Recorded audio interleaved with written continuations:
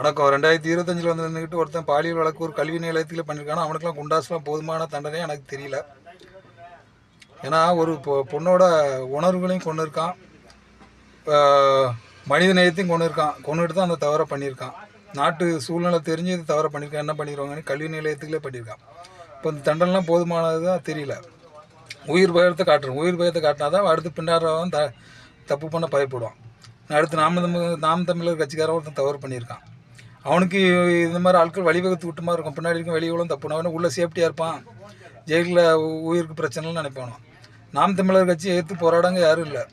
திமுக ஆட்சியில் பெண்களுக்கு பாதுகாப்பு இல்லைன்னு சொன்னாங்க. அப்போ நாம் தமிழர் கட்சியாலும் பெண்களுக்கு பாதுகாப்பு இல்லைன்னு போடணும்ல, போராடணும். ஏன் போராடல? அந்த கட்சியை கலைக்குன்னு போராடணும். ஏன் போராடல? இப்போ அரசியலுக்காக பண்ணுறீங்களான்னு இது சந்தேகமாக தான் இருக்குது. அது எல்லோரும் சொன்ன மாதிரி இது உண்மையாக இருக்கலாம். இங்கே பெண்களுக்காக போராடினா, பொதுவாக போராடினா, மக்களுக்காக போராடினா இது எல்லா கட்சியும் எதிர்த்து போராடணும்.